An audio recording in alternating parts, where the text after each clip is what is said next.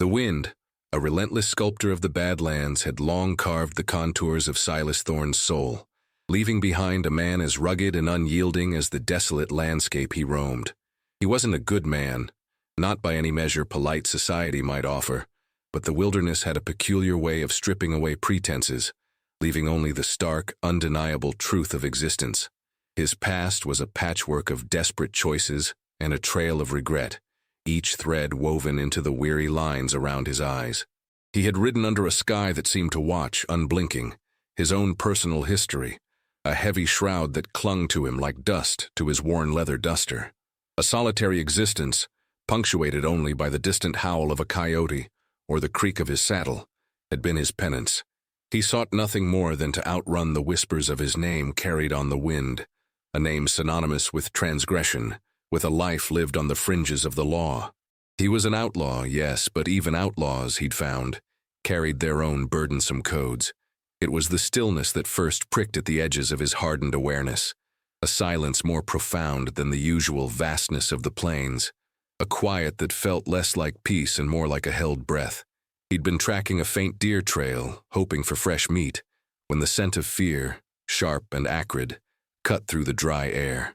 His hand instinctively went to the worn grip of his revolver, his senses honed by years of living on the knife edge of survival. The sun, a molten coin in the high blue, beat down mercilessly, shimmering off the parched earth, creating a mirage of shimmering despair. And then he saw it. A figure, small and huddled, almost swallowed by the immensity of the land, silhouetted against the stark horizon. She was chained. A young girl, barely more than a child, bound to a weathered wooden post hammered deep into the unforgiving ground. The chain, thick and industrial, glinted cruelly under the sun, a stark symbol of unimaginable cruelty. Her head was bowed, a tangle of dark hair obscuring her face, her frame impossibly slight against the vast, indifferent world. He dismounted slowly, his boots crunching on the sun-baked soil, each step a reluctant commitment to a destiny he never sought. A low guttural sound escaped her lips as he drew closer, a sound that was not quite a whimper, nor a cry, but something far more ancient and broken. It was the sound of a spirit close to snapping, a silent testament to a suffering that scarred more deeply than any physical wound. The weight of her stillness, the sheer audacity of her abandonment, settled upon him like a shroud woven from injustice and a chilling disregard for life. This was not merely abandonment. This was a deliberate act of extinguishing hope. His own scarred conscience, long dormant, began to stir, a disquieting rumble in the quietude of his own desolate heart. Before we get into this tale, let us know in the comments, where are you watching from? And subscribe if you want more content like this one. He knelt, his movements deliberate, careful not to startle the fragile form before him. The girl, a Lakota, her traditional attire tattered and streaked with dust, lifted her head slowly, revealing eyes that held the depth of ancient rivers and the sharp, untamed glint of a trapped animal. They were eyes that had seen too much, far beyond the mere 16 years her gaunt frame suggested. Her gaze, unfathomably old and weary, flickered from his face to the revolver at his hip, then back again, a silent, almost imperceptible challenge. There was no plea in them, no tears, only a profound, chilling emptiness, occasionally pierced by a flicker of defiant resentment.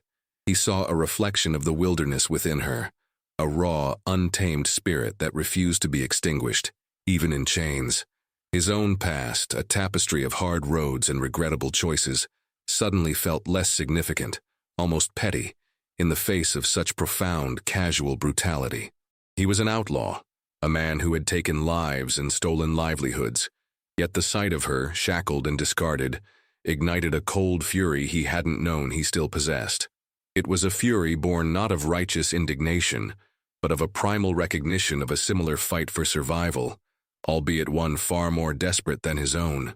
The chain, he noticed, was chafing her ankle, the skin raw and weeping, a constant searing reminder of her captivity. Who did this? His voice was a low rasp, unused to anything beyond mumbled commands to his horse or a curt word to a distant trader. The words hung heavy in the vast silence, absorbed by the limitless sky. She did not answer. Her lips, cracked and bleeding, remained pressed together, Her silence was not born of fear, but of a deep ingrained mistrust, a refusal to grant him the dignity of a response. It was a silence that spoke volumes, a testament to the myriad betrayals she must have endured. He understood that silence, for it mirrored his own, a protective barrier against a world that rarely offered kindness without an ulterior motive. He reached for his canteen, the slosh of water a loud interruption in the stillness, and offered it to her.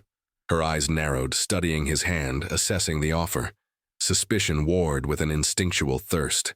After a moment that stretched into an eternity, she slowly, deliberately reached out, her fingers trembling as they closed around the metal. She drank, long and deeply, the water tracing clean paths down her dusty chin, a small act of reclamation in a world that had sought to strip her of everything. The simple act felt momentous, a fragile bridge built between two souls adrift in a brutal land. He pulled a knife from his belt, the steel glinting and her body tensed, a barely perceptible shudder running through her. But he did not approach her with it. Instead, he began to saw at the thick wooden post, the dull, scraping sound echoing across the desolate plains, a promise of freedom in a world that had only offered chains. The sun, unwavering, continued its descent, casting long, mournful shadows across the earth, as if mourning the injustices witnessed in its silent vigil. The wood splintered, protesting under the relentless pressure of Silas's blade. Each rasping cut a small victory against the cruelty that had held her captive. He worked methodically, his gaze fixed on the task, avoiding her watchful eyes. He knew the weight of eyes that judged, that condemned, and he offered her the dignity of his focused intent, not a probing stare. As the last fibers gave way, the post toppled with a soft thud, and the chain, still locked to her ankle, lay loose on the ground. A profound stillness settled over them, different from the initial silence. This was the quietude of a new beginning, fraught with uncertainty. He retrieved a small tool from his saddlebag, a universal key of sorts, and with a series of metallic clicks, the iron shackle sprang open. The physical burden was lifted, but the invisible chains of trauma remained. She stood, swaying slightly, testing the freedom of her limbs, a ghost against the backdrop of the setting sun. Her movements were stiff, her muscles unaccustomed to such liberty, but there was a nascent strength in her posture, a quiet defiance that resonated with the outlaw's own hardened spirit. He offered her a hardtack biscuit and a piece of dried jerky, meager rations, but more than she had likely seen in days. She took them without a word, her movements economical, almost feral as she tore into the food. Her hunger was a palpable thing, a raw, aching void that transcended mere sustenance. He watched her eat, a strange mix of unease and a nascent protectiveness stirring within him. He hadn't asked for this unexpected burden, this young life thrust into his solitary existence. His life was one of constant movement, avoiding entanglement, but the image of her, chained and abandoned, had etched itself onto the hardened canvas of his soul. He couldn't leave her, not like this. The thought, once dismissed, now took root, a stubborn weed in the cracked earth of his conscience. He would take her to the nearest settlement, he decided, leave her with someone, anyone, who might offer a semblance of safety. It was a hollow promise, he knew, a whisper of absolution he craved for himself more than he could offer her. The sun dipped below the horizon, painting the sky in fiery hues of orange and violet, bleeding into the deep indigo of twilight. A chill began to creep across the land, carrying with it the whispers of the night. He built a small, smokeless fire, its flickering light casting dancing shadows that distorted their weary faces. The silence between them was heavy, yet less hostile. It was a silence born of shared unspoken pain, of a tentative trust forged in the crucible of their shared vulnerability. He kept his distance, respecting the fragile boundary she had erected around herself, a barrier that he understood was a defense against a world that had proven itself cruel beyond measure. The vast, star-dusted sky stretched above them, an indifferent witness to their desolate, fragile camp. The night was a vast, cold blanket, pierced only by the sharp, ethereal glow of the stars. Silas lay by the fire, feigning sleep, his senses acutely aware of the girl's presence a few feet away. He heard her restless movements, the soft, ragged breaths that spoke of fitful sleep, haunted by unspoken terrors. Every now and then, a small, choked sound escaped her lips, a half-sob, half-whimper, quickly stifled, as if she was afraid to even disturb the night with her pain. He imagined the nightmares that must plague her, vivid replays of the brutal act that had left her chained, of faces twisted by malice, of the chilling indifference of the world. His own past, a parade of specters he had long tried to outrun, seemed to gather in the darkness around him, each memory a tiny, sharp thorn. He remembered the feeling of being trapped, though never by chains of iron, but by circumstances, by the crushing weight of judgment, by the relentless pursuit of a justice he had outmaneuvered but never truly escaped. He saw a glimmer of himself in her fierce, quiet suffering, the determination to survive, even when all hope seemed extinguished, the instinct to guard one's vulnerability from a predatory world. A faint light began to smudge the eastern horizon, painting the sky with the pale, hopeful blush of dawn. As the first rays of sun touched the land, the girl stirred, her eyes snapping open, devoid of the lingering haze of sleep. She surveyed her surroundings with an almost preternatural alertness, her gaze sweeping over the landscape, assessing for threats. He saw the way she instinctively reached for her ankle, her hand tracing the raw, chafed skin where the shackle had bitten deep. The wound was a physical manifestation of a deeper scar, a trauma that would likely never truly heal. He offered her more water, and she accepted it, a flicker of something akin to acknowledgement in her eyes. It wasn't gratitude, not yet, but a practical acceptance of necessary aid. He realized then that she saw him not as a rescuer, but as a temporary, unpredictable element in her survival. She didn't trust him, not truly, and why should she? Trust was a luxury she likely could not afford. The silence between them persisted, a heavy, resonant thing. He knew he could not force words from her that her story, if it ever came, would be a fragile thing, offered on her own terms.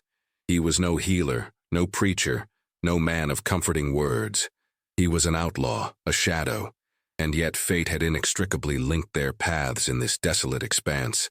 He began to pack their meager camp, the rustle of canvas and leather the only sounds breaking the morning stillness. The air was crisp, carrying the faint, earthy scent of sagebrush. Another day, another journey, but this time, he was not alone.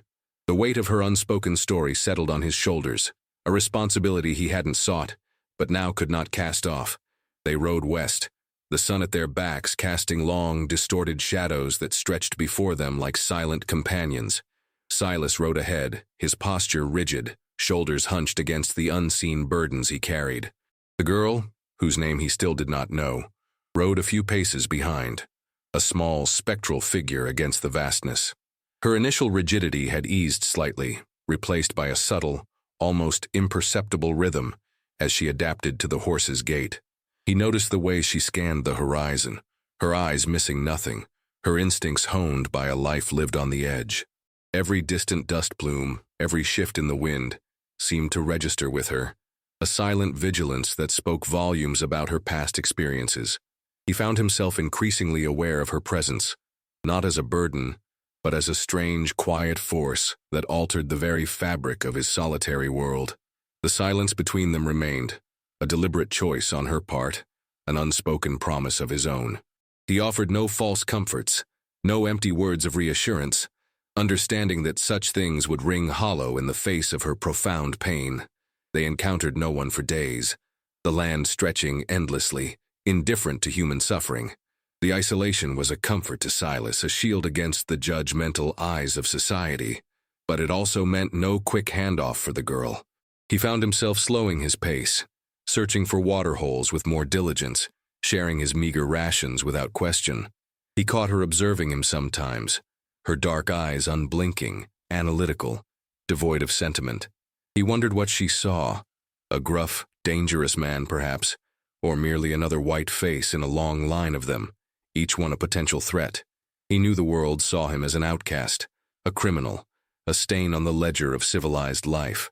But he also knew the deep-seated prejudices that permeated the very air, how easily a Lakota girl, alone and vulnerable, would be dismissed, reviled, or worse, exploited.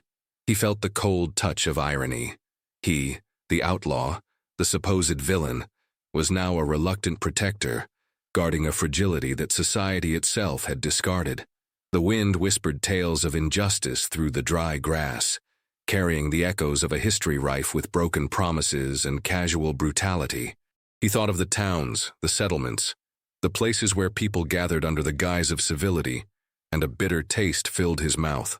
He knew the kind of reception she would receive, the suspicion, the fear, the ingrained hatred that festered beneath polite smiles. The journey was not merely across land, but across the chasm of their shared humanity, a silent, arduous trek towards an uncertain future. Each hoofbeat against the earth was a testament to their continued existence, a fragile defiance against the crushing weight of a world that wished them gone. One evening, as the campfire crackled, painting their faces in warm, shifting hues, Silas was mending a tear in his saddlebag.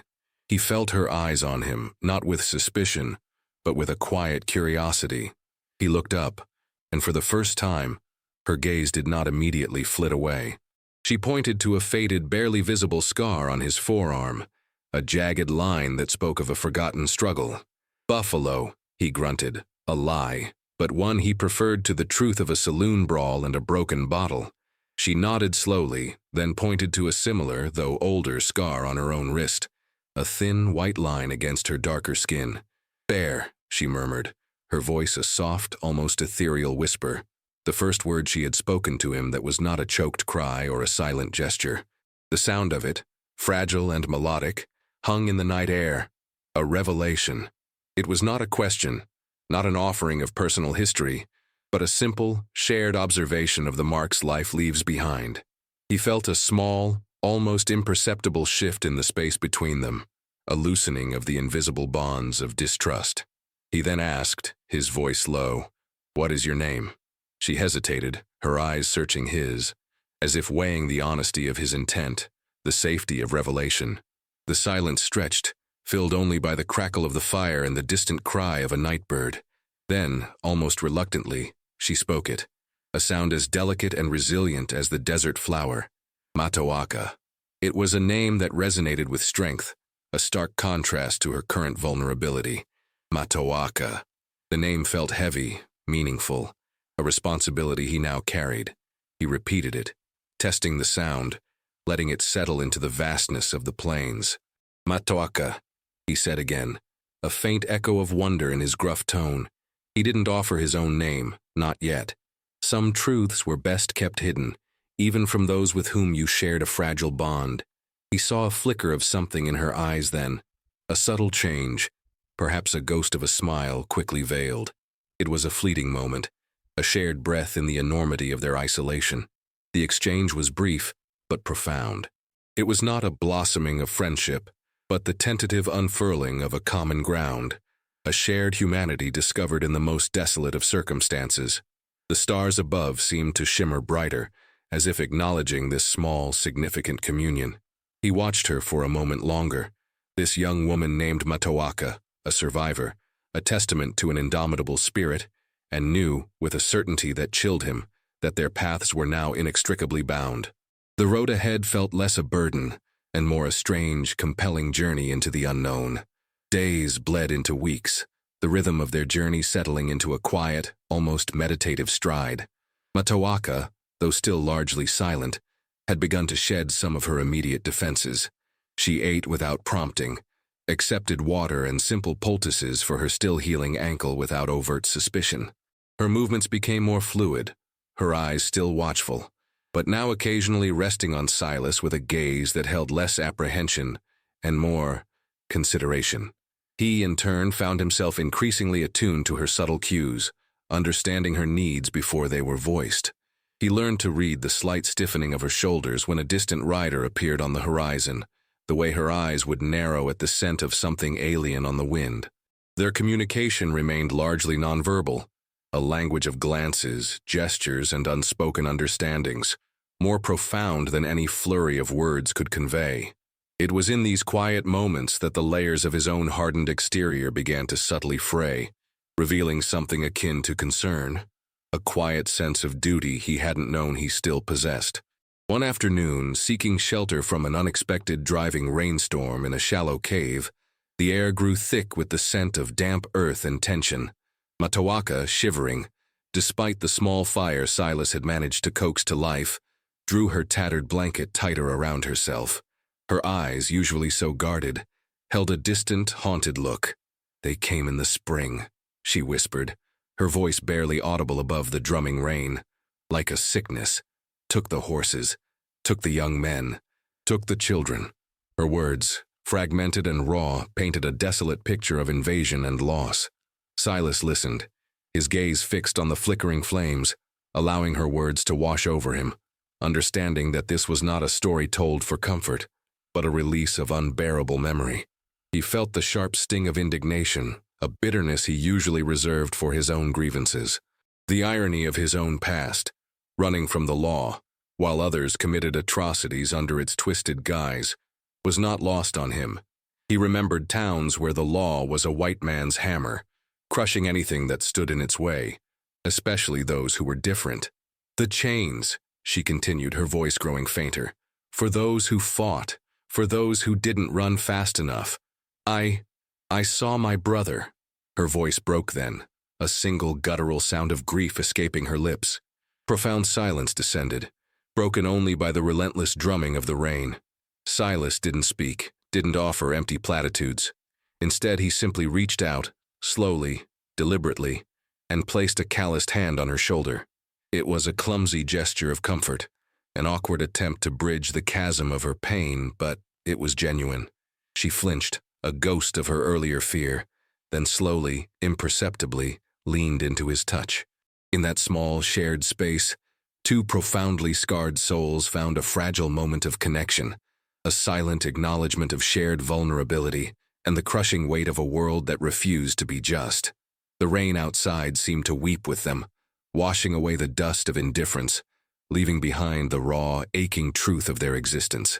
The fragile peace they had cultivated in the wilderness was shattered by the distant sight of riders. Silas had seen enough of their kind to know them. Bounty hunters, perhaps, or worse, men with badges and a thirst for rough justice. His instincts, honed by years of evading capture, screamed at him to flee, to disappear into the vast, indifferent landscape as he always had. But then he looked at Matawaka, her face taut with a familiar primal fear, her eyes wide as she too spotted the approaching figures. She knew what those men meant, the casual cruelty they embodied, the way they moved through the land like a blight, eradicating anything they deemed inconvenient or less than human. He couldn't leave her. The thought was a sharp, unyielding truth, cutting through the self-preservation that had defined his life. He was an outlaw, but even a wolf in the wilderness could feel the sting of a wrong turn. This was that turn. "They are looking for me," she whispered, her voice barely a breath but laden with a heavy, chilling certainty. For the others who escaped. Her words were a grim revelation, solidifying the dangers she carried, making it clear that her chaining was not an isolated act of barbarism, but part of a larger, systemic cruelty. They were not just chasing a runaway girl, they were trying to erase witnesses, to silence dissent, to stamp out any lingering spark of defiance. He felt a surge of cold anger, a familiar, bitter taste in his mouth. He had lived his life outside the law, but these men, cloaked in its authority, were the true criminals. He had a choice: to abandon her to her fate, to save his own skin as he always had, or to stand against the tide. A single flawed man against the oppressive machinery of a biased world. The options were stark, the consequences potentially fatal. He made his decision without a spoken word, the choice hardening in his gaze. He led them off the established trail, deeper into the broken lands, using every trick he had learned to obscure their tracks, to become one with the desolate terrain. The pursuit was relentless, a grim game of cat and mouse played out under the indifferent sky. They rode through canyons echoing with the wind's mournful song, across mesas baked hard by the sun, their horses straining, their bodies aching with exhaustion. Matawaka, despite her weariness, clung to the horse with a quiet tenacity that mirrored his own. Her silence, once a shield, now felt like a shared burden, a testament to the unspoken horrors they both carried. He risked glances back, seeing the distant dust clouds, the relentless advance of the figures who sought to reclaim her, to silence her. He knew this was more than just a matter of escape. This was about survival, about carving out a space for humanity in a world that sought to deny it. The tension in the air was a palpable thing, a taut wire stretching between their fleeting freedom and the inevitable confrontation that awaited them. The confrontation came at last, not in a desperate flight, but in a forced stand. Cornered by a narrow canyon, their horses winded. Silas knew they could run no further. 3 riders, lean and hard-eyed, emerged from the dust, their faces set with the cold conviction of men who believed themselves righteous. They wore no badges, but the air of self-appointed authority hung around them like a foul odor. "That girl belongs to us," one snarled, his voice a gravelly assertion of ownership, his hand resting on the butt of his pistol. "She's a runaway. Property. We're just taking back what's ours." The word property hung in the air, a vile insult to human dignity, solidifying the depravity of their claim. Matawaka, beside Silas, stiffened, her body trembling with a mixture of fear and a deep, burning defiance. Her eyes, however, fixed on Silas, not on her pursuers, a silent question of what he would do, a desperate plea for recognition of her inherent worth. Silas met the man's gaze, his own eyes as hard and unyielding as flint. He was an outlaw, a man who had taken much, but he had never taken a human soul, never considered another life as mere chattel. This was not about right or wrong in the eyes of the law.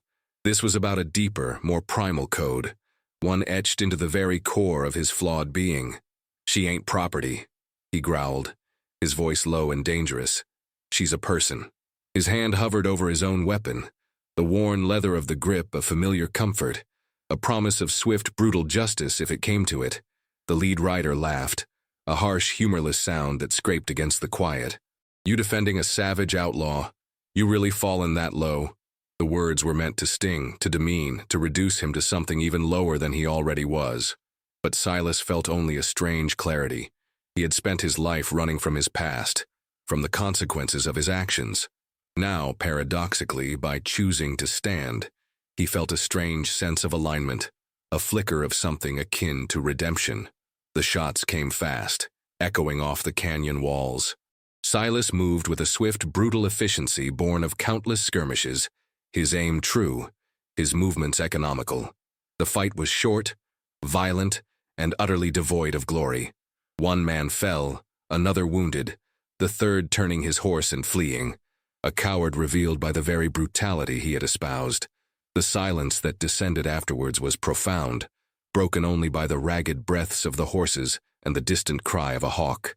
Matawaka was unharmed, her eyes wide, staring at the fallen men, then at Silas, a complex mix of shock, fear, and a nascent, terrifying understanding in their depths. He had chosen her. He had shed blood for her. The cost was high, the implications dire. He was no longer just an outlaw. He was now a protector, marked by a deed that bound him to her fate in a way he could never have foreseen. The sun, merciless as ever, beat down upon the scene, illuminating the stark reality of their new, intertwined existence. The dust settled, literally and metaphorically, over the desolate canyon. The air, thick with the scent of gunpowder and the raw tang of blood, slowly began to dissipate, leaving behind a heavy quietude. Silas, his jaw set, his body aching from the brief, brutal skirmish, looked at Matawaka. Her face, still pale with shock, held a depth of emotion he hadn't seen before. The fear was there, yes, but also a dawning recognition, a fragile seed of trust that had finally found purchase in the barren landscape of her heart. She understood the gravity of his choice, the profound cost of his defense. He had not just freed her from chains, he had asserted her humanity, a dangerous, defiant act in a world that sought to deny it. He offered her a canteen, and this time she took it not with suspicion, but with a gaze that held something akin to silent gratitude, a wordless acknowledgement of the immense debt she owed him. He knew he could not take her to any settled town now. His actions, though born of a primal sense of justice, had branded him deeper than ever before. He was a murderer in the eyes of the law, a man who had killed white men to defend a Lakota girl. There was no going back to the fringes. He was fully outside, irrevocably entwined with her destiny. But in that realization, a strange, unexpected sense of purpose began to unfurl within him, a purpose far removed from his former life of aimless wandering and self-preservation. He would take her north, he decided, towards the territories less touched by the encroaching settlements, towards the lands where her people might still find a measure of peace, a sanctuary. It would be a long, perilous journey, but for the first time in what felt like an eternity, his path felt less like an escape and more like a pilgrimage. Matawaka, sensing his resolve, a silent question passing between them, finally spoke, her voice soft but clear, cutting through the remnants of the violence. "Where will we go?" It was not a demand, but an invitation, a shared inquiry into an uncertain future. "North," he replied, his voice rough but steady. "Towards the mountains. Towards your people." He didn't promise safety or ease or a sudden end to their struggles. He promised only direction, a shared journey, a continued defiance against the forces that sought to break them. As they mounted their horses, the sun began its descent, painting the western sky in hues of fiery red and deep, hopeful gold. The land stretched before them, vast and unforgiving, but for the first time, it didn't feel quite so desolate. Two souls, once utterly alone, now faced the horizon together, a deeply flawed outlaw and a deeply scarred girl, their fates woven together by an act of unexpected, brutal, and profoundly human redemption. The future was unwritten, fraught with danger, yet held a nascent, fragile promise of a different kind of freedom, earned through sacrifice and a shared, unwavering determination to survive. The whispers of the wind carried their story now, not as a lament, but as a testament to the enduring, complex nature of hope.